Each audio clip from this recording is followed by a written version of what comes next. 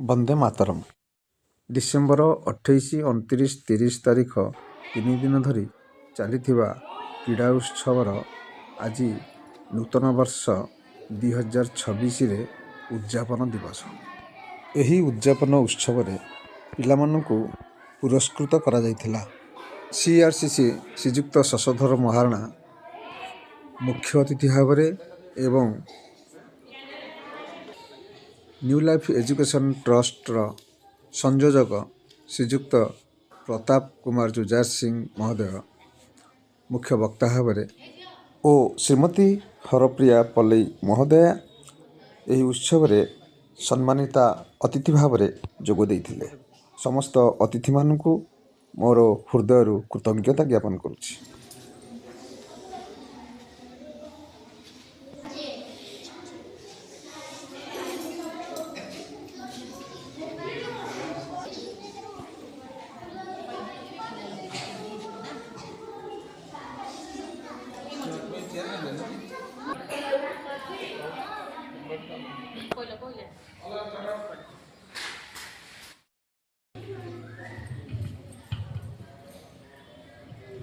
ବର୍ମ ଆବୃତ ସୁନ୍ଦର ଶରୀରେ ମାତଃ ଜୟଦାୟିନୀ ତୋ ପ୍ରତୀକ୍ଷାରେ ଭାରତ ରହିଅଛି। ତୋର ସେଇ ମଙ୍ଗଳମୟୀ ମୂର୍ତ୍ତି ଦେଖିବାକୁ ଉତ୍ସୁକ। ଶୁଣ ମାତଃ, ଏଇ ଭାରତ ବର୍ଷେ ଆବିର୍ଭୂତ ହୁଅ, ପ୍ରକାଶ ହୁଅ। ମାତଃ ଦୁର୍ଗେ ବଳଦାୟିନୀ, ପ୍ରେମଦାୟିନୀ, ଜ୍ଞାନଦାୟିନୀ, ଶକ୍ତି ସ୍ୱରୂପିଣୀ, ଭୀମେ ସୌମ୍ୟ ରୌଦ୍ର ରୂପିଣୀ। ଜୀବନ ସଂଗ୍ରାମେ, ଭାରତ ସଂଗ୍ରାମେ ତୋର ପ୍ରେରିତ ଯୋଦ୍ଧା ଆମ୍ଭେମାନେ। ଦିଅ ମା ପ୍ରାଣେ ମନେ ଅସୁରର ଶକ୍ତି, ଅସୁରର ଉଦ୍ୟମ। ଦିଅ ମା ହୃଦୟରେ, ବୁଦ୍ଧିରେ ଦେବ ଚରିତ୍ର ଦେବ। ଦୁର୍ଗେ ତୋର ସନ୍ତାନ ଆମ୍ଭେମାନେ। ତୋ ପ୍ରସାଦରେ, ତୋ ପ୍ରଭାବରେ ମହତ୍ କାର୍ଯ୍ୟ ମହତ୍ ଭାବରେ ଉପଯୁକ୍ତ ହେଉ। ହେ ମାତଃ, ବିନାଶ କର କ୍ଷୁଦ୍ରତା, ବିନାଶ କର ସ୍ୱାର୍ଥ, ବିନାଶ କର ଭୟ। ବିମଳ ନିର୍ମଳ ଯେପରି ହେଉ, ଏହି ପ୍ରାର୍ଥନା ମାତଃ ପ୍ରକାଶ ହୁଅ। ମାତଃ ଦୁର୍ଗେ ସ୍ୱାର୍ଥ ଭୟ କ୍ଷୁଦ୍ରଶୟତାରେ ମ୍ରିୟମାଣ ଭାରତ ଆମ୍ଭମାନଙ୍କୁ ମହତ୍ କର, ମହତ୍ ପ୍ରୟାସୀ କର, ଉଦାର ଚେତା କର, ସତ୍ୟ ସଂକଳ୍ପ କର। ଯେପରି ଜୀବନକୁ ଶୁଚିମୟ, ଶ୍ରୀମୟ, କଲ୍ୟାଣମୟ କରି ତୁ ଆଣି ଦେଉଛୁ, ତାର ସର୍ଥକତା ଏହିପରି ଉତ୍ସବରେ ଯେପରି ମହିମାନ୍ୱିତ ହୋଇ ଉଠୁ। ନୂତନ ବର୍ଷଟି ତୋତେ ପାଇବାକୁ ଯେଉଁମାନେ ଆଶା କରୁଛନ୍ତି, ସେମାନେ ଯେପରି ତୋତେ ଖୋଜୁଛନ୍ତି, ଯଥାର୍ଥ ମାର୍ଗରେ। ଯଦି ଜୀବନ ପଥରେ ସକଳ ଭୟ ସଙ୍କଟ ଏବଂ ସର୍ବନାଶ ବିରୁଦ୍ଧରେ କବଚପ୍ରତ ହୋଇ ଚାଲିବାକୁ ଚାହଁ, ତେବେ କେବଳ ଦୁଇଟି ଜିନିଷ ପ୍ରୟୋଜନ। ସେ ଦୁଇଟି ସର୍ବଦା ଏକ ସଙ୍ଗେ ରୁହେ। ପ୍ରଥମଟି ହେଲା ମା ଭଗବତୀଙ୍କ କରୁଣା, ଆଉ ଦ୍ୱିତୀୟଟି ହେଲା ତୁମର ଶ୍ରଦ୍ଧା, ନିଷ୍ଠା, ସମର୍ପଣରେ ରକ୍ତ ତୁମର ଅନ୍ତଃକରଣ। ତୁମର ଶ୍ରଦ୍ଧା ହେବା ଉଚିତ ସୂକ୍ଷ୍ମ, ସରଳ ଏବଂ ପୂର୍ଣ୍ଣ।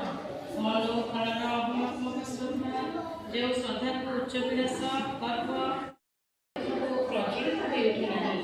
ମନେ ରଖ, ଭାଗବତ କର୍ମ ଓ ଭାଗବତ ଅଭ୍ୟାସ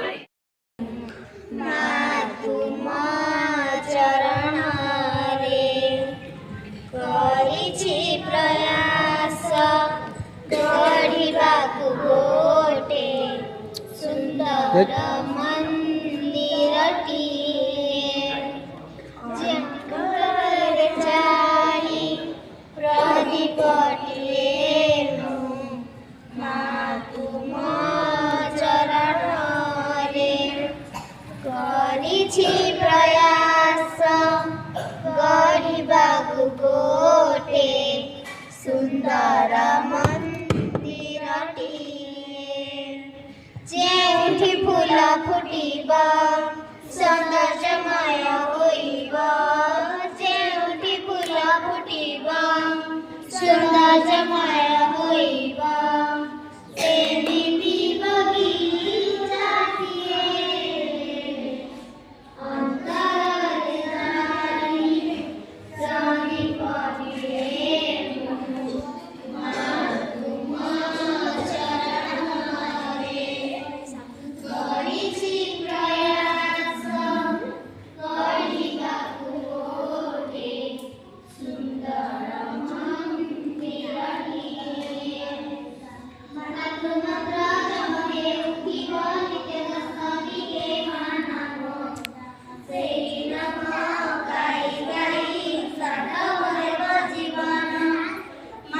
ମନ୍ତ୍ର ଜପ ହେଉଥିବ ନିତ୍ୟ ଦଶ ଦିଗେ ମା ନାମ। ସେହି ନାମ ଗାଇ ଗାଇ ସାର୍ଥକ ହେବ ଜୀବନ। ଯେଉଁଠି ଦୁଃଖ ନଥିବ ଖୁସି ଲହରି ଖେଳିବ। ଯେଉଁଠି ଦୁଃଖ ନଥିବ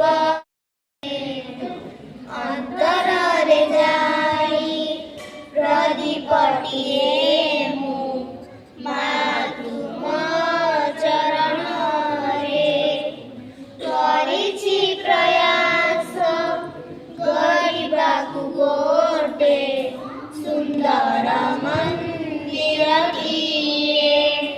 ଦିବ୍ୟ ଚେତନା ପାଇବା ପାଇଁ ବ୍ୟାକୁଳ ଏଇ ପରାଣ। କରିବାକୁ ଅଛି ଅନେକ ବୋଲି ପାଇଛୁ ଏଇ ଜନମ। ଦିବ୍ୟ ଚେତନା ପାଇବା ପାଇଁ ବ୍ୟାକୁଳ ଏଇ ପରାଣ। କରିବାକୁ ଅଛି ଅନେକ ବୋଲି ପାଇଛୁ ଏଇ ଜନମ।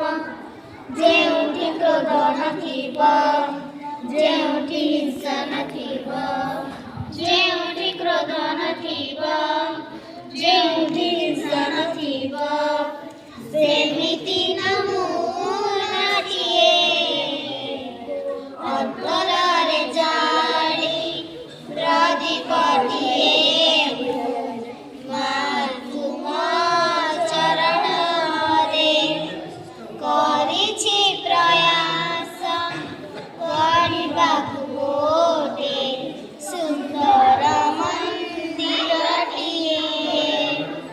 ଅନ୍ତରରେ ଜାଳି ପ୍ରଦୀପଟିଏ ମା ତୁମ ଚରଣରେ କରିଛି ପ୍ରୟାସ ଗଢ଼ିବାକୁ ଗୋଟେ ସୁନ୍ଦର ମନ୍ଦିରଟିଏ। ଯେଉଁଠି ଫୁଲ ଫୁଟିବ ସୌନ୍ଦର୍ଯ୍ୟମୟ ହୋଇବ। ଯେଉଁଠି ଫୁଲ ଫୁଟିବ ସୌନ୍ଦର୍ଯ୍ୟମୟ ହୋଇବ। ସେମିତି ବଗିଚାଟିଏ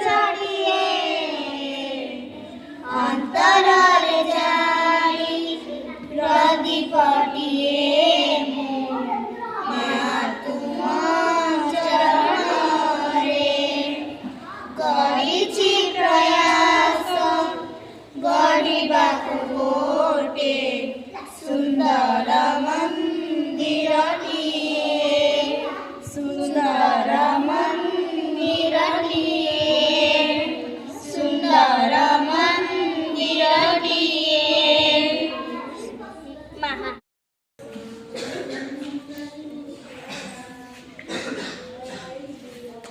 ହରପ୍ରିୟା ବାପା, ତାପରେ ଆମର ଶଶଧର ସାର୍, ତାପରକୁ ଶ୍ରୀଯୁକ୍ତ ପ୍ରତାପ କୁମାର ଜୁଜାର ଭାଇ ପ୍ରତାପ ଭାଇ, ତାପରେ ଆମ ଅଧ୍ୟକ୍ଷା ଶ୍ରୀମତୀ ମମତା ରାଣୀ ନାୟକ। ଆଦରର ବିଦ୍ୟାଳୟର ଅଧ୍ୟକ୍ଷା, ସମସ୍ତ ଆଦରର ଶିକ୍ଷକ ଶିକ୍ଷୟିତ୍ରୀ, ମୋର ଭାଇ ଭଉଣୀମାନେ, ଆଦରର କ୍ଷେତ୍ରବାସୀ ଭାଇ ଏବଂ ମଞ୍ଚରେ ଉପସ୍ଥିତ ମୋର ସାଥୀ ଏବଂ ଆଉ ଜଣେ ସାଥୀଙ୍କ ଧର୍ମପତ୍ନୀ ଗୁରୁମା, ସମସ୍ତଙ୍କୁ ମୁଁ ପ୍ରଥମେ ସାଧୁବାଦ ଦେବି। ଆମେ ଏଠି ସୁନ୍ଦର ଭାବରେ ପଢ଼ୁଥିଲେ, ଗୁରୁମା ଦୁର୍ଗାଙ୍କ ସ୍ତୋତ୍ର ପଢ଼ୁଥିଲେ, ମୁଁ ଶୁଣୁଥିଲି। ତା ଭିତରେ କେତେ ସୁନ୍ଦର ସୁନ୍ଦର କଥା ସବୁ ଲେଖା ହେଇଛି। ସେ କଥା ଲେଖିବାର ଅର୍ଥ ହେଉଛି ଆମେ ଯେଉଁ କୁନି କୁନି ପିଲାମାନେ ବିଦ୍ୟାଳୟରେ ପଢ଼ୁଛେ, କେବଳ ଗୋଟେ ଅନୁଷ୍ଠାନ ନୁହେଁ, ଭାରତ ସାରା ସାରା ପୃଥିବୀରେ ବିଦ୍ୟାଳୟ ଅଛି। ବିଦ୍ୟାଳୟରେ ପଢ଼ିବାର ଅର୍ଥ ହେଉଛି ଯେ ଆମ ଘରେ ମଧ୍ୟ ଆମେ ବହି କିଣିପାରିବା, ଖାତା କିଣିପାରିବା, କଲମ କିଣା, ବାବା ମାମା ସବୁ କିଣି ଦିଅନ୍ତି। ଆମେ ତ ଘରେ ସବୁ ପାଠ ପଢ଼ି ଦିଅନ୍ତେ, ତମେ ବିଦ୍ୟାଳୟକୁ ଆସୁଛେ କ'ଣ ପାଇଁ? ସବୁବେଳେ କୁନି କୁନି ପିଲାମାନେ ମନେ ରଖିବ, ବିଦ୍ୟାଳୟକୁ ଆସିବାର ଗୋଟେ ଲକ୍ଷ୍ୟ ଥାଏ, ଗୋଟେ ଉଦ୍ଦେଶ୍ୟ ଥାଏ। ସବୁ ଛୋଟ ଛୋଟ ଅଛ ଏବେ, ବଡ଼ ବଡ଼ ଧୀରେ ଧୀରେ ଜାଣିବା। ବିଦ୍ୟାଳୟକୁ ଆସିଲେ ଆମେ ବହୁତ କଥା ଶିଖୁ। କାହାଠାରୁ? ନା ଗୁରୁଜୀ ଗୁରୁମାମାନଙ୍କ ଠାରୁ। କ'ଣ ଶିଖିବା ଏଠି? ମୁଁ ତ ଘରେ ପାଠ ପଢ଼ିପାରିବି, ସେ ଯେଉଁ ମୁଁ ଦେଖୁଥିଲି କଳାପଟାରେ ହିନ୍ଦୀ ଲେଖାଯାଇଛି, ସେଠି ଗଣିତ ଲେଖାଯାଇଛି, ଇଂଲିଶ ଲେଖାଯାଇଛି, କେତେ କ'ଣ ଲେଖାଯାଇଛି ଟ୍ରାନ୍ସଲେସନ୍, ସବୁ ଶିଖିପାରିବା, ଘରେ ଶିଖିପାରିବା। ଘରେ ବି ଟ୍ୟୁସନ୍ ହେଇପାରୁଛେ ଆମେ। କିନ୍ତୁ ଏଠି ଆସିବାର ସବୁବେଳେ ମନେ ରଖିବ, ଗୋଟେ ଉଦ୍ଦେଶ୍ୟ ନେଇକି ଆମେ ଆସେ। ଗୋଟିଏ ପିଲାଟିଏ ବିଦ୍ୟାଳୟରେ ପଶିବାର ଅର୍ଥ ହେଉଛି ତାର ପ୍ରତ୍ୟେକ କଥା ସେ ଶିଖିବ।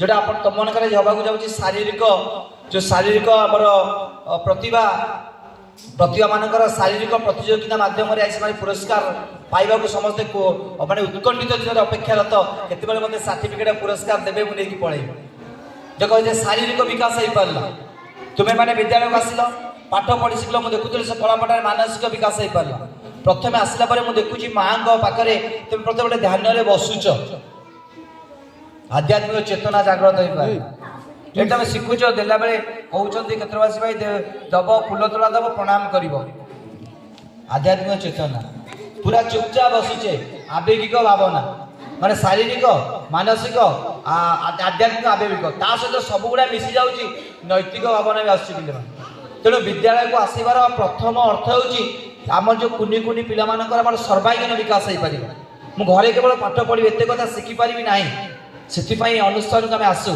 ये गुरुजी गुरु मैंने केते सुंदर मुझे देखुदी से लिखिले हैप्पी न्यू ईयर 2026 तुम्हें तुम भर केते पिला शिखिपारे से रंगोली मु पकई पारि केमती गुरुमा सजाड़ मुझे घर सजाड़ी पारि गोटे मांगलिक कार्य केमी पूजा कर घरे आम पूजा कर शिखिपार खाली विद्यालय को आसिले मु नंबर रखेगी 100 ରୁ 100 रखी से दरकार ना पे ये तुम शारीरिक जो क्रीड़ा होता से क्रीडार प्रतियोगिता होता आज पुरस्कार पाइबे जो पुरस्कार न पाइबा मुझे बहुत बेसी खुशी हवा दरकार जे मुझे वर्ष पुरस्कार पाइली आसंता वर्ष मोर पुरस्कार पाइबी कारण मोर सांगसाथी मैंने कौन कले जे पुरस्कार पाइले मुझे अधिका करने चेष्टा करी से प्रतियोगी मनोभाव तैयारी हम विद्यालय घरे तैयारी हो पार ना तो से गुरुमा पढ़ुले सुंदर सुंदर कथा दुर्गा सहित मुझे व्यस्त अच्छी आउ कि कथा कही था सब बेले विद्यालय को जो कुनि कुनि पिला माने आसुच गोटे कथा शिखिक आसब मुझे विद्यालय को आसबि ये गुरुजी गुरुमा जहाँ कहे मुझे अक्षर अक्षर मानवि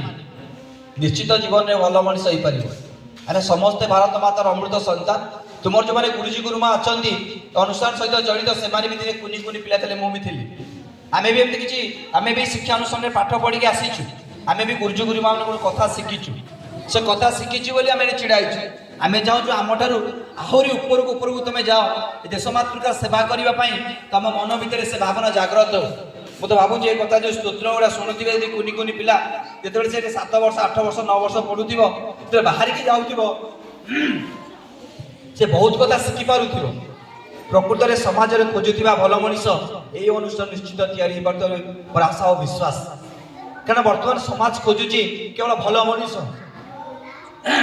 से भल मनीष तैयारी करने कलम खाता दरकार ना भल मनीष तैयारी करने आम मान एबे तो एबे वर्षे तो आस बहुत बोधे 10 वर्ष तले 8-9 वर्ष तले मुझे प्राय मायाधर साहब भाई मत डाकती बहुत समय आसे से डाके जा सार मुझे सियोर जा जो समर्पण चलुले मुझे समर्पण सहित बहुत जड़ित पूरा संपूर्ण जड़ित थी अनुष्ठान सहित गोटे शब्द से पढ़ते समर्पण माने मुझे निजक निजे समर्पी देवी ये गुरुजी गुरुमा मान से भावना अच्छी से तुम मान भविष्य निर्माण करने ये गुरु दायित्व नहीं तेणु मोर जो कुनि कुनि पिला माने अछंती जे पुरस्कार नब तो रही पारुनी बहुत इच्छा रही कि कम अच्छे जरूरी कम पड़ेबी जो पुरस्कार नब पुरस्कार ना जी खुशी हम अनुष्ठान सहित मुझे जड़ित हेबी माने भविष्य में सहित जड़ित भी से भावना लेकिन जीव मुझे स्कूल पढ़ी यही मोर गुरुजी यही मोर गुरुमा आम के भूलवा ना आ श्रीमाता होती आमर देवतुल्य आम तर आदर्श अनुप्राणित हवा यदि शिखिब निश्चित भाव आशा और विश्वास तुम्हें समस्ते भल मनीष हो पार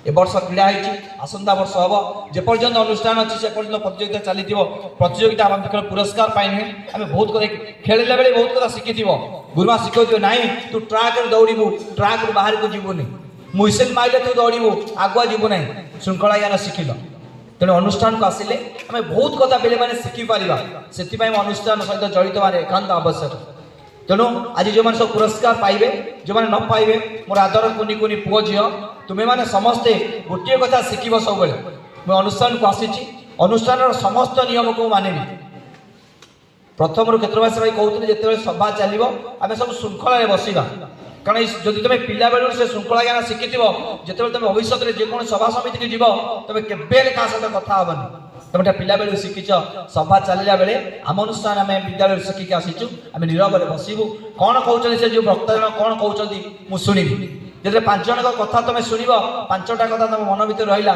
ताही तुमको जीवन भविष्य में भल मनीष कर सहायक हो तेणु मुझे धन्यवाद देवी हृदय गभीरतम प्रदेश मोर बड़ भाई क्षेत्रवासी भाई को मोर धन्यवाद देवी समस्त गुरुजी गुरुमा मान धन्यवाद देवी मोर साथी और धर्मपत्नी और धन्यवाद देवी मोर कुनी कुनी पिला मान जो मानकर भल पाइबा आंतरिकता मते टाणी आणुची अनुष्ठान सहित जड़ित होगा मु चाहिए भगवान को निकट प्रार्थना करी भगवान को शुभाशीर्वाद तुम मान पाखे रहू तुम्हें माने भविष्य देश मातृकार सेवा करने ये शपथ नियो आउ जड़े जड़े समाज में भल मनीष ये कही माँ को पाद चरणाबिंदे मोर अनंत कोटि प्रणाम पुनर्बार जन मोर वक्तव्य को समापन कर जय माता दी निश्चित प्रत्येक पिलार किसी दक्षता थी मुझे प्रथम सर्टिफिकेट देखो सर्टिफिकेट पढ़ुली से दक्षता एक्चुअली माप कर अति सुंदर कथा माने एठी एक्चुअली पिला भीतर प्रतियोगी मनोभाव पड़िबो प्रतिद्वंदी होई परिबो नै तेणु ये अनुष्ठान निश्चित भाव बहुत आगू बढ़ी पार जो पिला मानकर जहाँ दक्ष शिक्षार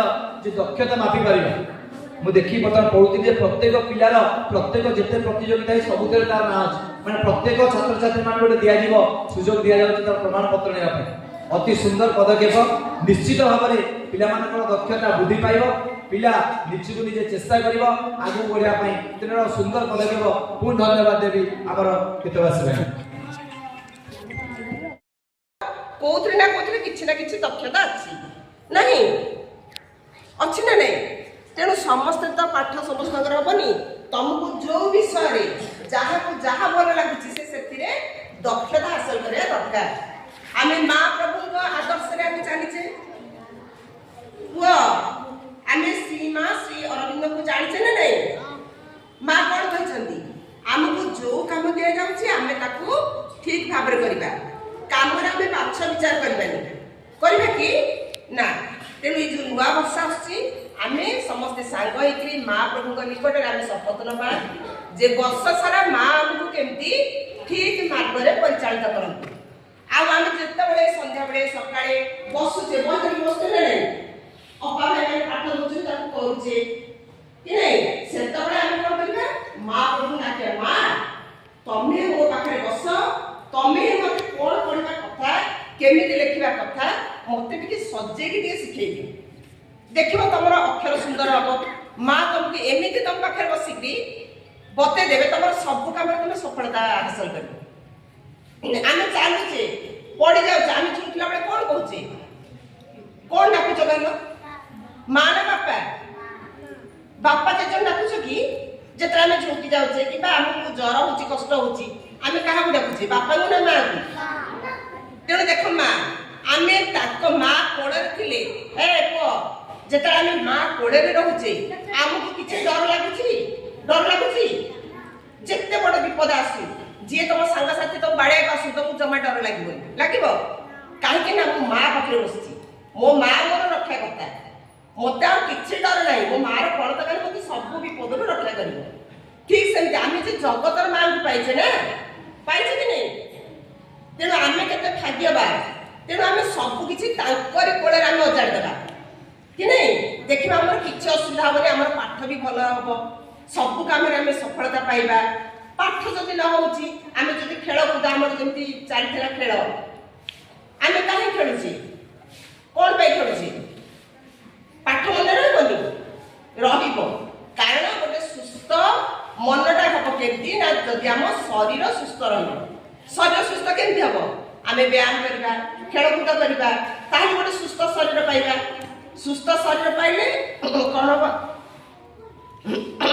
ना गोटे सुस्थ मन हम आ सुस्थ मन आम सब काम करने आग्रह मन आस कि नहीं तो तुम मान खाली गोटे छोटिया गपटे कह आम लोभ करवा निज कि सांगसाथी किए गोटे पाठ पढ़ी दौर आमको से देखनी आम ठार से देखी नौ ये सब आम चिंता करवा शुण गोटे छोट गपटे कह सारी दूसरी गोटे पिला आग काल जानते सब आश्रम पिला पाठ पढ़ती गुरु आश्रम एमती स्कूल कॉलेज नाला घरदार नाला सेमती आश्रम पाठ पढ़ला कि नहीं मो ज्वर ये काशटा जाता तो सी आश्रम जो पढ़ा सारा गुरु गोटे परीक्षा करते परीक्षा मत से पिला गोटे उत्तीर्ण होगा गुरु कहले जा से कहला गुरु मुझे जीवी जे कौन करी ना तुम तोर जा घर संसार कर घर संसार मैंने कौन बाहर हम ता बापा माँ कथा बुझे से घरे ସେଠୁ ସେ ପିଲାଟି କଣ କହୁଛି ତମେ ଯେମିତି ଛୋଟ ଛୁଆ ଯାତ୍ରାକୁ ଯାଉଛ ମା ବାପାଙ୍କୁ ମାଗୁନ ଆମକୁ ପଇସା ଦିଅ ଆମେ ଯାତ୍ରା ଦେଖି। ସିଏ ସେମିତି କହିଲା ମୁଁ ଯଦି ଯିବି ମୋର ବାହାଘର ହବ ଘରେ ମୋର ବାପା ମା ଅଛନ୍ତି ତ ମୁଁ କେମିତି ଚଳିବି ମୋ ପାଖରେ ତ କିଛି ନାହିଁ। ସେଠୁ ଗୁରୁ କହିଲେ ତୁ ଯଦି କହୁଛୁ ତାହେଲେ ମୁଁ ତୋତେ ଗୋଟେ ଜିନିଷ ଦଉଛି କିନ୍ତୁ ତୋର ଏଇନା ବାହା ହେବା ବୟସ ହେଇନି ତୁ ଯା ଆଗ ତୋର କାମ କର କାମ କରିକି କିଛି ଟଙ୍କା ପଇସା ରଖ। କିନ୍ତୁ ସେ ମାନୁନାହିଁ କହିଲା ନା ନା ମୁଁ ଗଲେ ବାହାଘର ହବ ମୋ ବାପା ମା ବୁଢା ବୁଢୀ ଅଛନ୍ତି ତାର ସେବା କିଏ କରିବ। ସେଠୁ ଗୁରୁ କହିଲେ ତାହେଲେ ମୋ ପାଖରେ ତ ଦକ୍ଷିଣା ଦେବାକୁ କିଛି ନାହିଁ ଉପହାର ଦେବାକୁ କିଛି ନାହିଁ ଆମର ସବୁ ଗିଫ୍ଟ ଦିଆ ହୁଏ ବାହାଘରରେ। ଗୁରୁ କହିଲେ ମୋ ପାଖରେ ଗୋଟେ କ୍ରିଷ୍ଟାଲ ଅଛି ତୁ ନେଇ ତାକୁ ସେ ପିଲାଟି ଦେଇଦେଲେ। ସେ କ୍ରିଷ୍ଟାଲଟି ନେଲା ଯାଉ ତମ ଗାଁ ରାସ୍ତା ପାଖରେ ସେ ଗୋଟେ ବେପାରୀ ବସିଲା ପରିବା ବିକୁଥିଲା ତାକୁ ନେଇକି ଦେଖେଇଲା। ସିଏ ସେଠୁ କହୁଛି କଣ ନା ଏଇଟା ହବ କେତେ ଟଙ୍କା 20 ଟଙ୍କା ହବ। ସେ କହିଲା କଣ 20 ଟଙ୍କା ଗୁରୁ ଦେଇଛନ୍ତି ଗୋଟେ କ୍ରିଷ୍ଟାଲ 20 ଟଙ୍କା ବିକି କଣ କରିବୁ। ତାପରେ ଏମିତି ସେ ଗୋଟେ ବଡ ଗ୍ରୋସରୀ ଯାଇଛି ତାପରେ ଗୋଟେ ଗହଣା ଦୋକାନ ଯାଇଛି ଗହଣା ଦୋକାନ ଗଲା ପରେ ସେ କହିଛି ଏଟା 10,000 ଆଉ ଗୋଟେ ଗହଣା ଦୋକାନ ଗଲା ସେ କହିଲା 1,00,000। ସିଏ ସେଠୁ ଭାବିଲା କହିଲା ଏଇଟା ପ୍ରଭାତ ଏଇ କପି କହୁଥିଲେ ତ ଭାବିଲା ଯେ ଏଠି ଯଦି ଆମ ଇଣ୍ଡିଆରେ ଏଇଟା 1,00,000 ଟଙ୍କା ହଉଛି ତାହେଲେ ଯଦି ଆମେରିକା ପଳେଇ ତ ଆହୁରି ବହୁତ ପଇସା ହବ। ସେ ସେଠୁ କଣ କଲା ତା ପାଖରେ ତ କିଛି ପଇସା ନାହିଁ ତା ଘର ଦ୍ୱାର ସବୁ ବିକିଦେଲା ଯୋଉ ଝାଟି ମାଟି ଘର ଥିଲା ଜାଗା ବାଡ଼ି ବିକ୍ରି କରିଦେଲା ଚାଲିଲା ପରେ ଆମେରିକା। ଆମେରିକା କୋଉଥିରେ ଯାଇଥିବ ଏରୋପ୍ଲେନ ଯଦି ଏରୋପ୍ଲେନ ନ ଯାଇପାରିବ ତାହେଲେ କୁଆଡେ ଯିବ ଟ୍ରେନ ଆଉ ଯୋଉ ଇଏ ଅଛି ଯୋଉ ସମୁଦ୍ର ଅଛି ତାକୁ କେମିତି ପାର ହବ ଶିପରେ ତ ସେ ଯାହା ହବ ଯୋଉ ବାଟ ଦେଇକି ସେ ଗଲା ପହଞ୍ଚିଲା। ଆମେରିକା ଲୋକ ଗୁଡାକ କଣ କହିଲ ସେମାନେ ଆଜେବାଜେ କଥାବାର୍ତ୍ତା କରିବେ ଇଏ ଯେତେବେଳେ ନେଇକି ଗହଣା ଦୋକାନରେ ଦେଖେଇଛି ସେମାନେ ସେଟାକୁ ଫୋପାଡ଼ି ଦେଇଛନ୍ତି ତାହେଲେ ଏଟା କଣ ଗୋଟେ ପଥରଟେ ଧରିକି ଆସିଛି ମୁଁ କଣ ଆକୁ ଦେବି ପଇସା। ସେଠି ସେ ଲୋକଟି କଣ କରିଥିବ କହିଲୁ ଯେତେବେଳେ ପଥର ଧରିକି ଫୋପାଡ଼ି ଦେଲା ତା ପାଖରେ କିଛି ନାହିଁ ତାହେଲେ କଣ କରିଥିବ ସେ ସେଠି ଇଣ୍ଡିଆ ଆସିପାରିଥିବ ସେଇଠି ମଧ୍ୟ କାମ କରି ଖାଇଥିବ ନହେଲେ ସେଇ ନଦୀରେ ସମୁଦ୍ରରେ ଆସିଲା ବେଳେ ତାର ଜୀବନ ଚାଲି ଯାଇଥିବ। ତେଣୁ ଏଇଥିରୁ ଆମେ କଣ ଶିଖିଲେ କହିଲ ଲୋଭ କରିବା କି ଲୋଭ କରିବାନି ଆଉ ଯେତେବେଳେ ଆମେ ଏଠି ବସୁଛେ ଆମେ ଗପ କରିବାନି।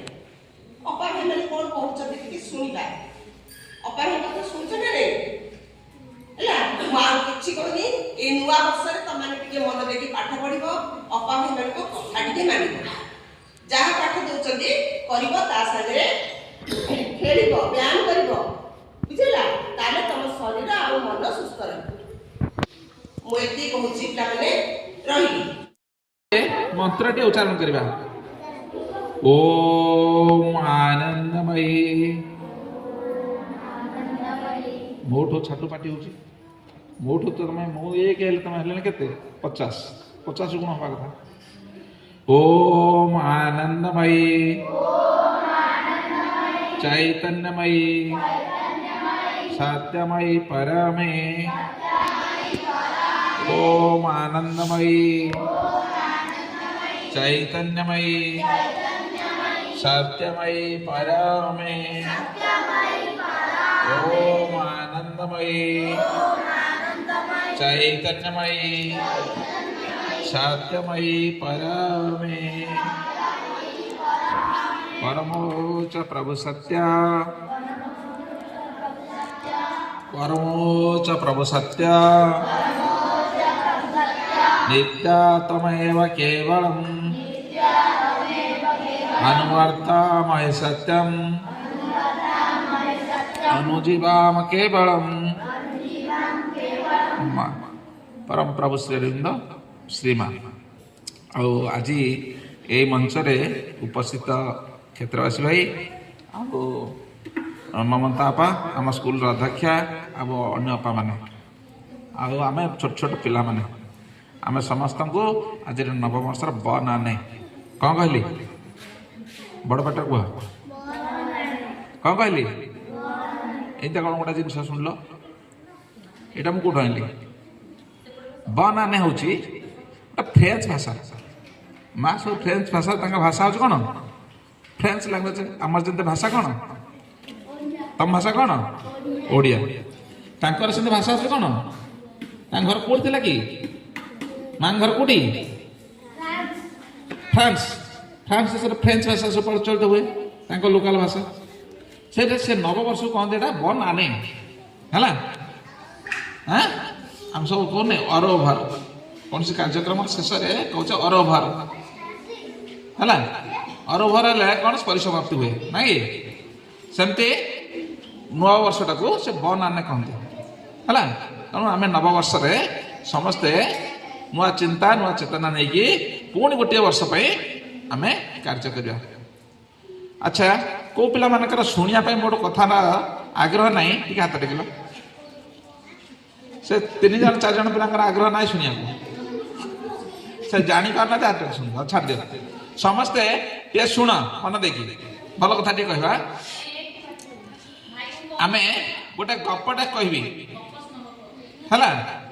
ଗପଟା କ'ଣ କି ତମେ ସବୁ ଅଧିକା ଖେଳ କରିଛ, ଖେଳକୁଦ ସବୁ କଲ। ଆଜି ବର୍ଷ ପ୍ରାଇଜ ନବ।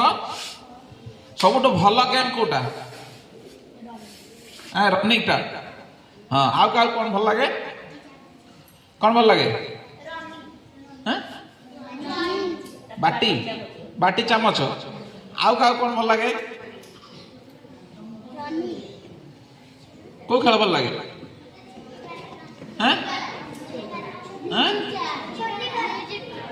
Music chair. ଆଚ୍ଛା, ଲୁଚକାଳି ଖେଳ ଜାଣିଛ? ସେଇଟା ଭଲ ଲାଗେ ସତରେ? କାହିଁ କେହି କହୁନଥିଲ? ଆଚ୍ଛା, ଲୁଚକାଳି ଖେଳଟା ତମକୁ ଯେମିତି ଭଲ ଲାଗେ ଭଗବାନଙ୍କୁ ବି ଭଲ ଲାଗେ। ଭଗବାନଙ୍କୁ ଦେଖିଛ?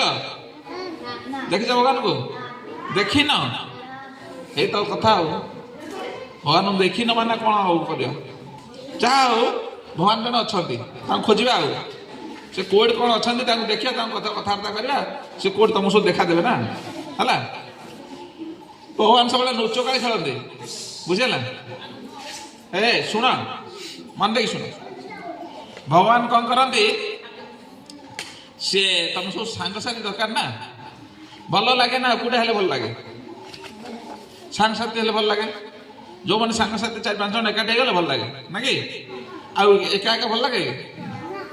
ଭଗବାନ କ'ଣ କଲେ? ବସିକି ଗୋଟେ ନିରୋଳା ଜାଗାରେ ବସିଛନ୍ତି। ସେ ଏକା ବସିଛନ୍ତି, ତାଙ୍କୁ ଆଉ ଭଲ ଲାଗୁନି, ବୋର ଲାଗୁଛି। କ'ଣ କରିବି? ନାଇଁ, ମୋର ଭଳିଆ ସାଙ୍ଗ ଆଉ କେତେ ତିଆରି କରିବି, ଆଉ କିଛି ସାଙ୍ଗ ଡାକିବି। ସିଏ କ'ଣ କଲେ? ସିଏ ପ୍ରଥମେ କହିଲେ ନା, ମୁଁ ଯଦି ସାଙ୍ଗ ହେବି କାହା ସାଙ୍ଗ ହେବି? ମୁଁ ଯେମିତି ମୋ ଭଳିଆ ସାଙ୍ଗ ହବ ନା। ମୁଁ ପଶୁ ପକ୍ଷୀମାନଙ୍କ ସାଥିରେ ସାଙ୍ଗ ହେଇପାରିବି ନା? ତାଠୁ ଛୋଟ ବଡ଼ି ଚଢ଼େଇ ଫଡ଼େଇ ଏମାନଙ୍କ ସାଥିରେ ସାଙ୍ଗ ହେଇପାରିବି? ମୁଁ ଯେମିତି ସେଭଳିଆ। ଆଚ୍ଛା, ମୁଁ ଯଦି ସେତେବେଳେ ମଣିଷ ଜାତି ନଥିଲା, ଭଗବାନ ମଣିଷ ରୂପ ନଥିଲା, ଭଗବାନ କ'ଣ ଥିଲେ ଜାଣିଛ? ଭଗବାନ କ'ଣ କଲେ? ପ୍ରଥମେ ଜଳ ତିଆରି କଲେ, ପାଣି ସବୁ ତିଆରି କଲେ। କ'ଣ କଲେ? ସମୁଦ୍ର ଭଳିଆ ପାଣି ସବୁ ଜାଣିଛ, ସବୁ ପାହାଡ଼ ପର୍ବତ ଥିଲା, ପାହାଡ଼ ପର୍ବତରୁ ପାଣି ସବୁ ତିଆରି ହେଲା। ଏ ପାଣି ଭିତରେ ଛୋଟ ଛୋଟ ଜଳଚର ଜୀବ ସବୁ ତିଆରି ହେଲେ। କିଏ ତିଆରି କଲା? ଭଗବାନ ତିଆରି କଲେ। ପୁଣି କ'ଣ କଲେ? କହିଲେ ମୁଁ ନିଜେ ବି ତା ଭିତରେ ରହିବି, ମୁଁ ଜଳଚର ରୂପ ନେବି। ଜଳଚର ରୂପ ନେଲେ ତାଙ୍କ ସାଥିରେ ସାଙ୍ଗ ହେବି କେମିତି? ତାଙ୍କ କଥା ବୁଝିବି କେମିତି? ତାଙ୍କ ସାଥିରେ ବହୁତ ଲୁଚକାରୀ ଖେଳ ଖେଳିବି କେମିତି? ହେଲା। ତେଣୁ ଭଗବାନ ନିଜେ ବି ତା ଭିତରେ କ'ଣ କଲେ? ମାଛ ହେଇଗଲେ। ମାଛ ଭଳିଆ ଜଳଚର ଜୀବ ହେଇକି ଭଗବାନ ତାଙ୍କ ସାଙ୍ଗରେ ଖେଳିଲେ। ଶହ ଶହ ମାଛ ସବୁ ଖେଳିଲେ। ମାଛ ନୁହେଁ, ମାଛ ଭଳିଆ ଜଳଚର ଜୀବ, ମାନେ ଜଳ ବାସ କରୁଥିବା ଜୀବ। ମାଛ ହଉ ଯାହା ବହୁତ ଜିନିଷ ଜଳଚର ଜୀବ ଅଛନ୍ତି, ତାଙ୍କ ଭିତରେ ଭଗବାନ ରହିଗଲେ ଲୁଚିକି। ଏବଂ ତାଙ୍କ ସାଥିରେ ସାଙ୍ଗ ହେଇକି ରହିଲେ, ଖେଳିଲେ, ବୁଲିଲେ, ତାଙ୍କ ସାଥିରେ ଚଳିଲେ। ବହୁତ ତାଙ୍କର ମଜା ଖେଳ ହେଉଛି ଗେମ୍ କୋଉଟା? ଲୁଚକାଳି। ସବୁବେଳେ ଭଗବାନ ଲୁଚନ୍ତି, ଏମାନେ ଖୋଜନ୍ତି। ଜଣେ ଲୁଚ ଆଉ ସମସ୍ତେ ଖୋଜି ତାକୁ ଧରି ଆଣିବେ। ଏଇଟା ହେଉଛି ଲୁଚକାଳି ଖେଳର ନିୟମ। ତେଣୁ ଭଗବାନ ଯେତେବେଳେ ଲୁଚିଲେ, ଏଠି ମାଛ ମାନେ ସବୁ ଜଳଚର ଜୀବ ମାନେ କ'ଣ କଲେ? ସବୁ ଖୋଜି ବୁଲିଲେ, ଖୋଜିବେ, ଧରିକି ଆଣିବେ, ମଜା କରିବେ। ଏମିତି ହବ ଦିନେ ଥରେ ଭଗବାନ ଲୁଚିଗଲେ, ଆଉ ଭଗବାନଙ୍କୁ ମିଳିଲେନି। ଇଏ ସମସ୍ତେ ଖୋଜି ଥୟ, ଯିଏ ଇଆଡ଼େ ଗଲା, ସେ ସିଆଡ଼େ ଗଲା, ସିଆଡ଼େ ଗଲା, ସବୁବେଳେ ଖୋଜିଗଲେ। କୁଆଡ଼ୁ ନ ପାଇଲା ପରେ ସମସ୍ତେ ପୁଣି ଏକାଠି ହେଲେ, ଆଉ କହିଲେ କୋଉଠି ଆଜି ହଜିଲେ, ପାଇଲେନି। ସେ କହିଲା ମୁଁ ତ ପାଇଲିନି, ସେ ମୁଁ ତ ପାଇଲିନି, କୋଉଠି ଅଛି? ତେଣୁ ଅତି ବ୍ୟାକୁଳ ହେଇକି ଡାକିଲେ। ଭଗବାନ ଯେ ଭଗବାନ ତମେ କୋଉଠି ଅଛ ଆମକୁ ଦେଖାଦିଅ, ଆମେ ଆଉ ତମକୁ ଖୋଜି ପାରୁନା, ଆମର ସାମର୍ଥ୍ୟ ନାହିଁ ଖୋଜିବା ପାଇଁ, ବହୁତ ବଡ଼ ଖୋଜିକି ଆମେ ଥକିଗଲୁଣି। ମନେ କର ପାଉନ କ'ଣ, ମୁଁ ତ ଏଠି ଠିଆ ହେଇଛି ପରା, କ'ଣ ପାଉନ କୋଉଠି? ଆମେ ଏଇ ତମ ଆଗରେ ଅଛି କୋଉଠି କହୁନ ନା, ମୁଁ ଉପରେ ଠିଆ ହେଇଛି ପରା, ତମ ପାଣି ଭିତରେ ଅଛ, ମୁଁ ଉପରେ ଅଛି। ହଁ ହଁ ଉପରେ ଅଛ, ତାହେଲେ କ'ଣ ଆମେ କେମିତି ଯିବୁ? ନା ତମେ ଚେଷ୍ଟା କରୁନ, ଚେଷ୍ଟା କର ମୋ ପାଖକୁ ଆସିବା ପାଇଁ। ସେଠୁ ମାଛ ମାନେ କ'ଣ କଲେ, ଚେଷ୍ଟା କଲେ, ଜଳ ମାଛ ନୁହେଁ ତ ଜଳଚର ଯିବ ଯେତେ, ଚେଷ୍ଟା କଲେ ଉପରକୁ ଯିବା ପାଇଁ। ସବୁ ଜାଣିପାରୁଛ ନା ନା, ଚେଷ୍ଟା କଲେ ଡେଇଁଲେ, ପାଣି ଭିତରୁ ଡେଇଁବାକୁ ଚେଷ୍ଟା କଲେ, ଡେଉଁ ଡେଉଁ ସେଥିରୁ କିଛି ଉପରକୁ ଡେଇଁ ଆସିଲେ, ପୁଣି ପାଣି ପଳେଇବେ, ପୁଣି ଡେଇଁ ଆସିବେ, ପୁଣି ପଳେଇବେ ହେଲା। ତାମାନେ ତାଙ୍କ ଭିତରେ ଏମିତି ତିଆରି ହେଇଗଲା, ସେମାନେ ଯେଉଁମାନେ ଚେଷ୍ଟା କଲେ ସେମାନେ କ'ଣ କଲେ, ଆସ୍ତେ ଆସ୍ତେ ତିଆରି ହେଇଗଲା, ତାଙ୍କ ଶରୀର ଏମିତି ତିଆରି ହେଇଗଲା ସେ ବାହାରେ ତଳରେ ରହିପାରିବେ, ପୁଣି ଚଳିପାରିବେ। କିନ୍ତୁ ଏମିତି ଜୀବ ଅଛନ୍ତି ଯେଉଁମାନେ ଉପରେ ରହିପାରିବେ, ପୁଣି ପାଣି ଭିତରେ ବୁଡ଼ିକି ରହିପାରିବେ। କଇଁଛ, ବେଙ୍ଗ, ଆଉ କ'ଣ ସବୁ ହବ, କୁମ୍ଭୀର, ସାପ, ବହୁତ ଜୀବ ଅଛନ୍ତି ଯେଉଁମାନେ କି ଦି ପଟେ ବାସ କରିପାରିବେ ହେଲା। ଶୁଣ ମନେ ଦେଇକି ଶୁଣ, ସେମାନେ ଆସି ଭଗବାନଙ୍କୁ ଦେଖାଗଲେ, ଚେଷ୍ଟା କଲେ, ସେଟା ଭଗବାନ କ'ଣ କଲେ, ତାଙ୍କ ସହିତ ଖେଳା ବୁଝା କଲେ ହେଲା। ଏ ଶୁଣିଲେ ବୁଝେଇଲା, କୋଉମାନଙ୍କ ସହିତ ଖେଳା ବୁଲା କଲେ, ଯୋଉମାନେ ଉପରକୁ ଆସିଲେ, ସବୁବେଳେ ଖେଳିଲେ, ବୁଲିଲେ, ମଜା କଲେ, ଆନନ୍ଦ ଉପଭୋଗ କଲେ। ଏମିତି ପୁଣି ଲୁଚକାଳି ଖେଳ ଖେଳି ଚାଲିଲେ। ଖେଳିବା ପରେ ପରେ କ'ଣ କଲେ ନା, ଆଉ ଭଗବାନ ପାଣି ଭିତରକୁ ଗଲେନି, ପୁଣି କ'ଣ କଲେ, ପୁଣି ଯାଇକି ଗୋଟେ ଲୁଚିଗଲେ। ଲୁଚିଲା ପରେ ମାନେ ଖୋଜିଲେ, ଖୋଜି ଖୋଜି ବ୍ୟାକୁଳ ହେଇକି ବୁଲିଲେ, କୁଆଡ଼ୁ ପାଇଲେନି। ନ ପାଇଲା ପରେ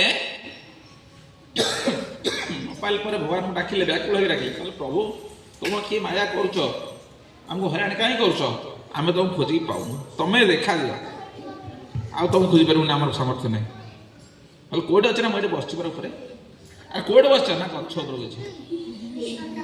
କୋଉଠି ବସିଛି? ଗଛ ଉପରେ। ନା ଆମେ ଆସ ତଳକୁ। ନା ନାଇଁ ମୁଁ ଆଉ ତଳକୁ ଯିବିନି, ତମେ ସବୁ ଉପରକୁ ଆସ। ଗଛ ଉପରେ କିଏ ରହେ? ସବୁ ମାଙ୍କଡ଼ ହେଇଗଲେ।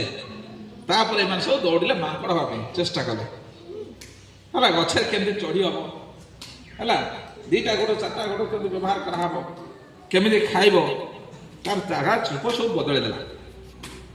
ଆସ୍ତେ ଆସ୍ତେ ଆସ୍ତେ ଏମାନେ ସବୁ ଯେଉଁମାନେ ଚେଷ୍ଟା କଲେ ସେଇମାନେ ଆଗକୁ ଗଲେ, ଯେଉଁମାନେ ଚେଷ୍ଟା ନ କଲେ ସେମାନେ ସେଇଠି ରହିବେ ନା ନାହିଁ। ତେଣୁ ମୂଳ ମନ୍ତ୍ର କ'ଣ? ଯେଉଁମାନେ ଚେଷ୍ଟା କରିବେ ସେମାନେ ଆଗକୁ ଯିବେ।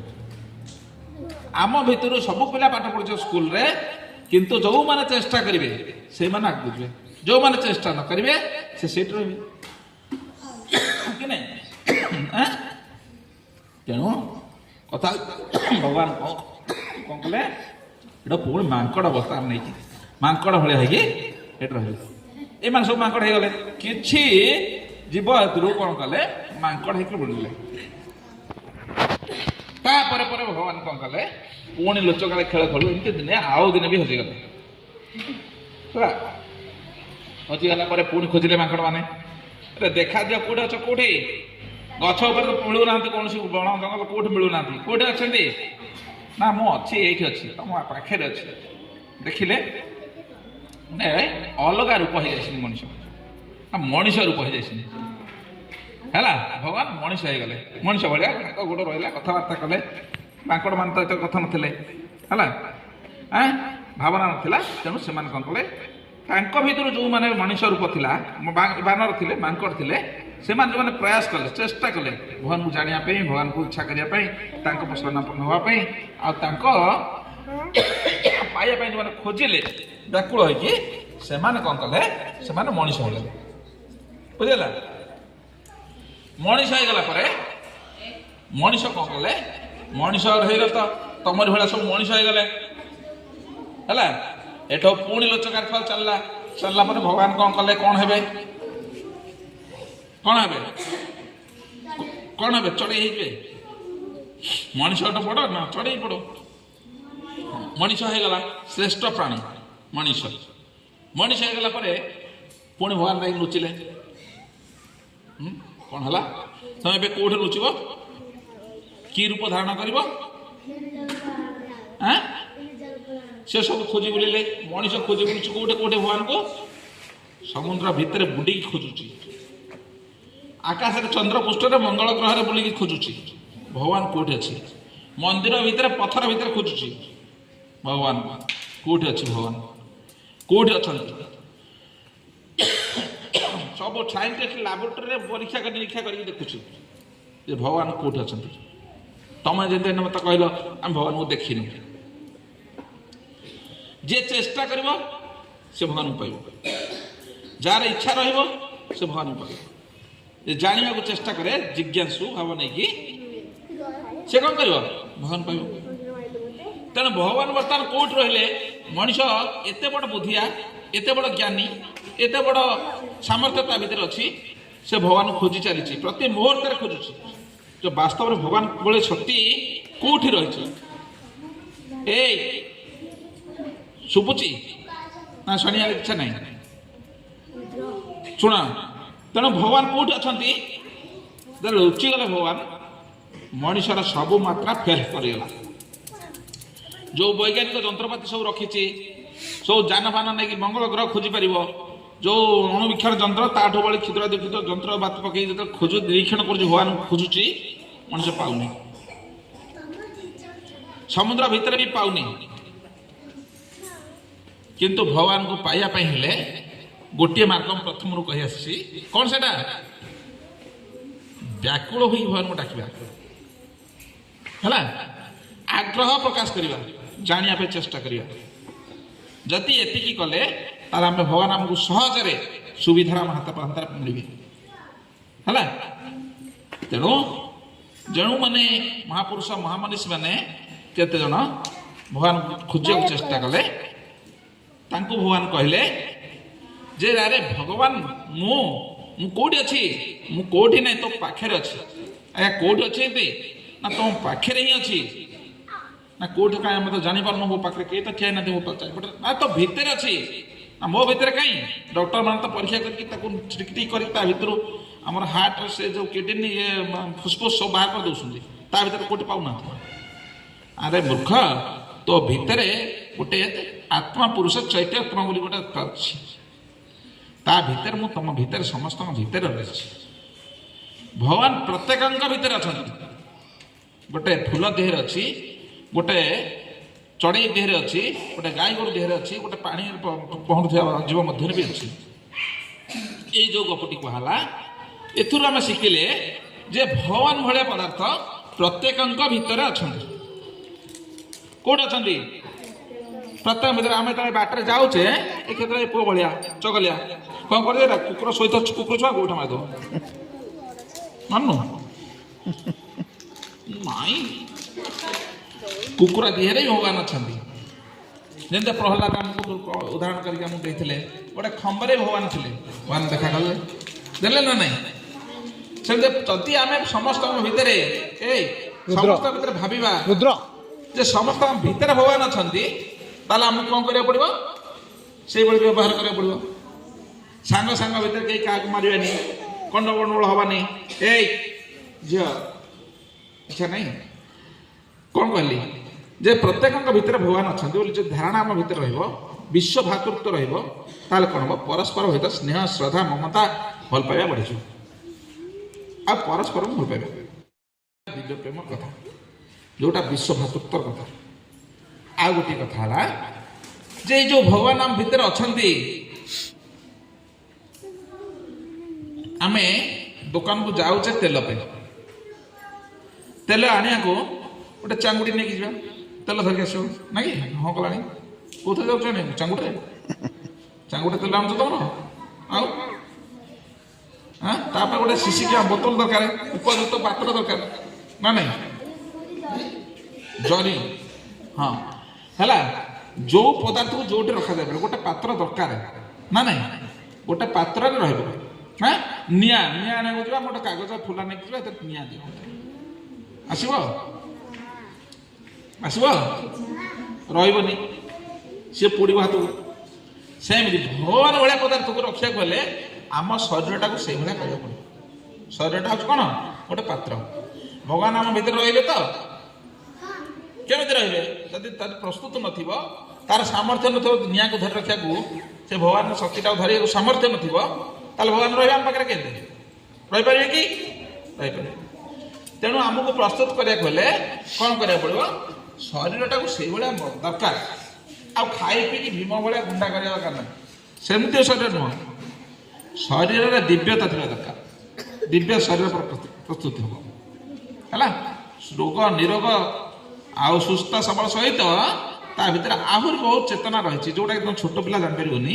ଶରୀର ଚେତନା ସବୁ ପ୍ରସ୍ତୁତ ହେବା ଦରକାର। ଗୋଟିଏ ଗୋଟିଏ ସେଲ୍, ପ୍ରତ୍ୟେକ ଅଣୁପରମାଣୁ ଭିତରେ ଆମର ପରିବର୍ତ୍ତନ ହେବା ଦରକାର। ସେଲ୍ର ପରିବର୍ତ୍ତନ, ଏଇ ଯେଉଁ ପ୍ରଥମରୁ ଯେଉଁ କଥା ଆଜି ପର୍ଯ୍ୟନ୍ତ କହିଲି, ମଣିଷ ସମାଜରୁ ଏ ଯେଉଁ ଛୋଟ କୀଟଠୁ ମଣିଷ ଯାଏ ହେଲେ, ତା ଭିତରେ କ'ଣ ପରିବର୍ତ୍ତନ ହେଉଛି? ସେଲ୍ର ପରିବର୍ତ୍ତନ ହେଉଛି।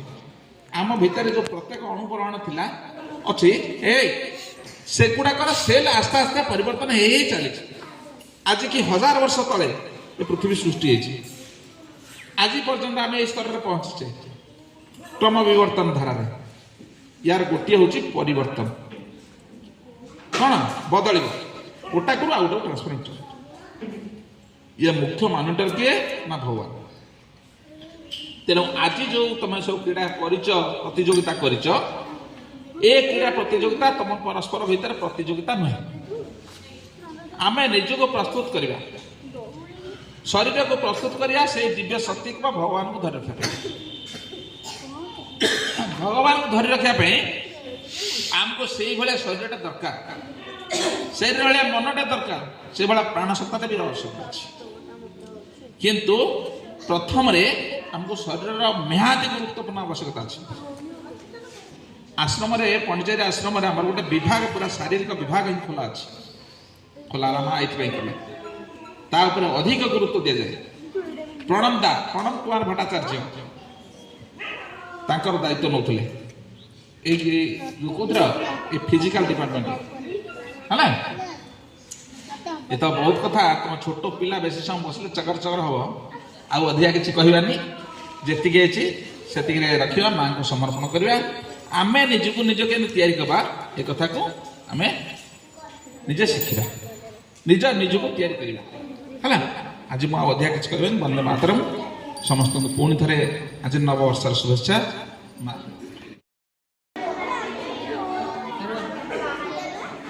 ପିଲାମାନେ ସବୁ ଆମେ ସାଇଲେଣ୍ଟ ହେବା, ତାପରେ ପୁରସ୍କାର ନେବା। Class 6 stand up.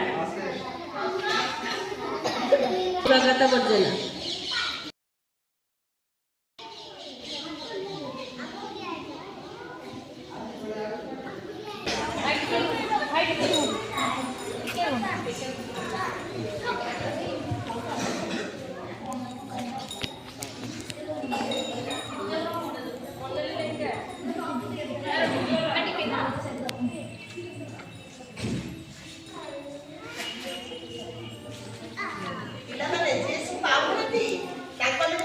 ବନାଲି ଲେଖା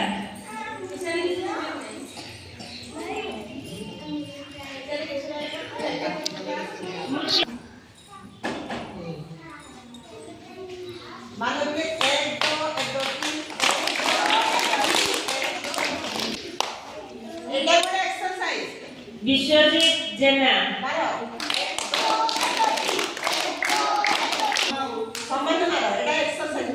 କ୍ଲାସ୍ 5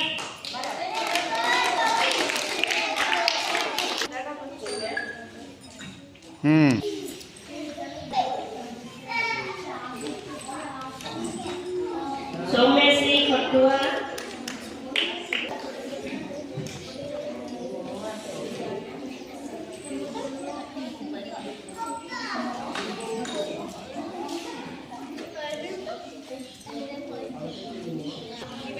କୃଷ୍ଣପ୍ରିୟା,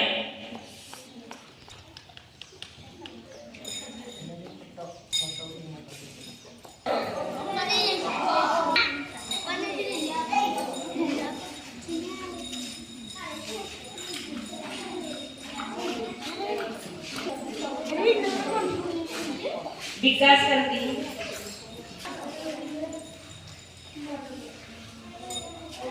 जिला रानी स्वयं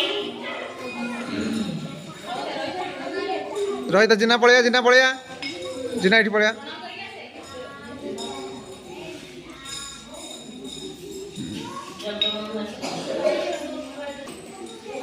ଦେବସ୍ମିତା ପ୍ରଧାନ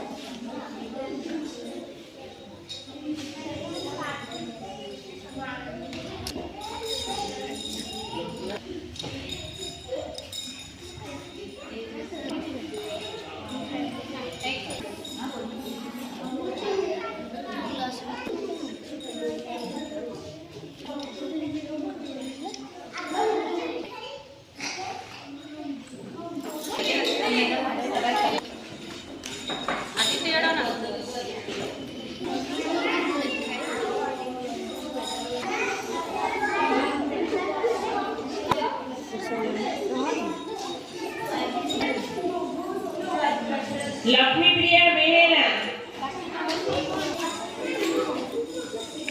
ସ୍ନେହାଶ୍ରୀ ଜେନା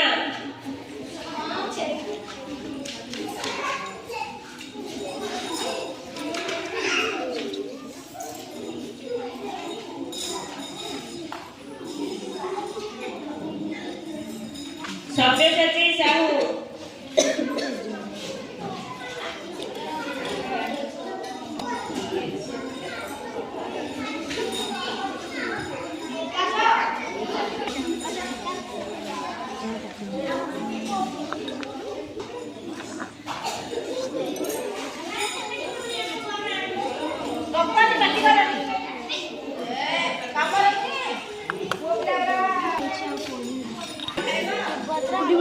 ସୁଭଦ୍ରା ଜେନା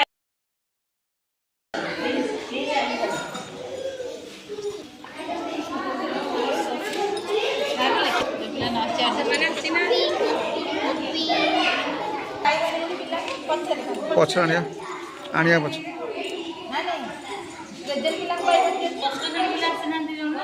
ସେମାନଙ୍କର ଲେଖା ହେଇନି ନାଇଁ ଶାଶୁର ଲେଖା ହେଇନି।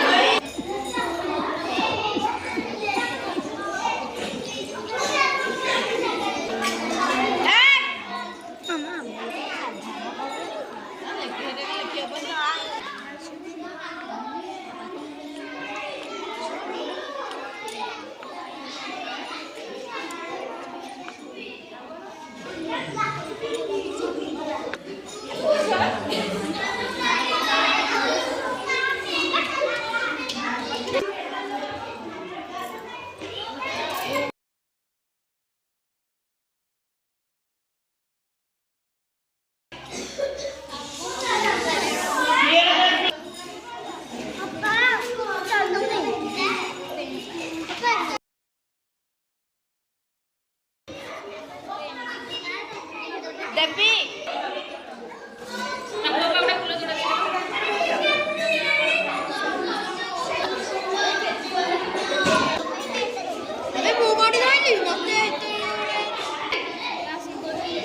ସୁଧାଂଶୁ ସାମଲ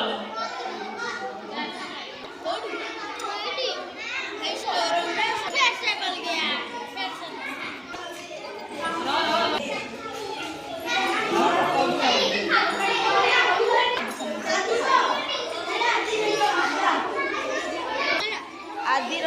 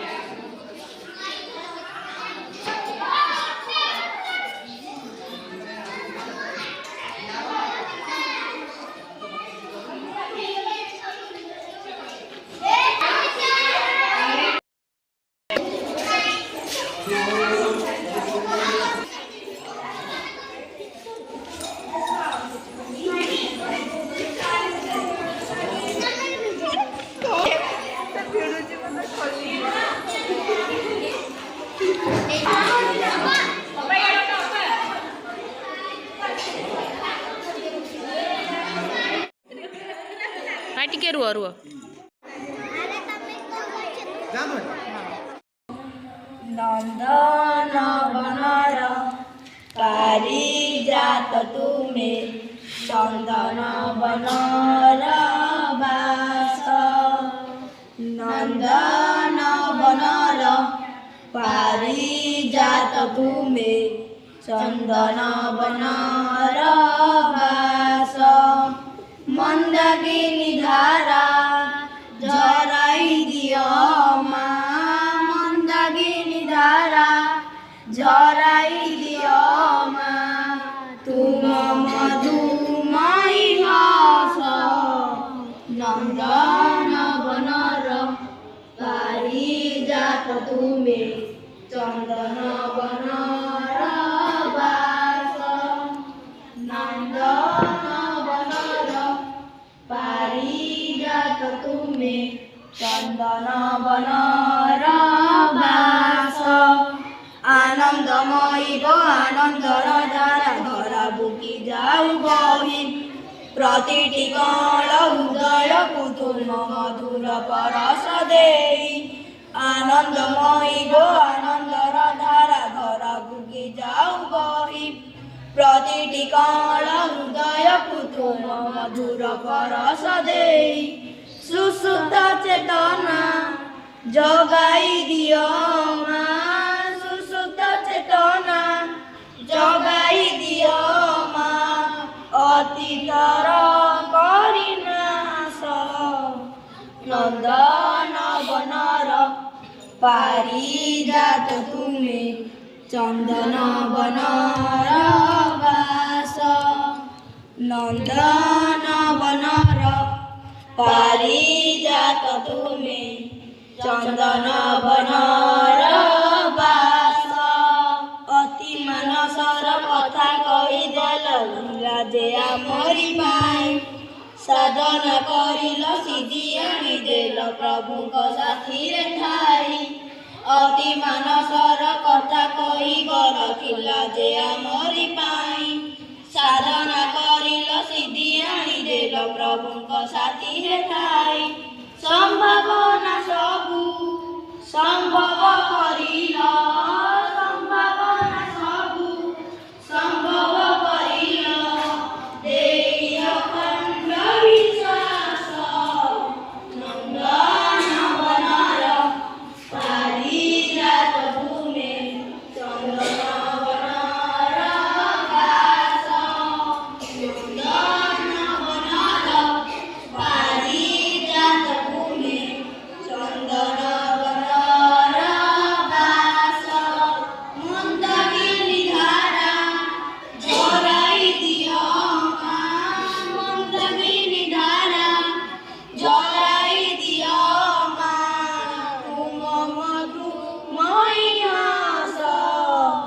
ନନ୍ଦନ ବନର ପାରିଜାତ ତୁମେ ଚନ୍ଦନ ବନର ବାସ। ଚନ୍ଦନ ବନର ବାସ। ମା ଭିଡ଼ିଓଟିକୁ ଶେଷ ପର୍ଯ୍ୟନ୍ତ ଦେଖିଥିବାରୁ ଆପଣମାନଙ୍କୁ ଅନେକ ଅନେକ ଧନ୍ୟବାଦ। ଯଦି ଭିଡ଼ିଓଟି ଭଲ ଲାଗିଥାଏ ତେବେ ଲାଇକ୍, କମେଣ୍ଟ, ସେୟାର ଓ ସବସ୍କ୍ରାଇବ୍ କରିବାକୁ ଭୁଲିବେନି।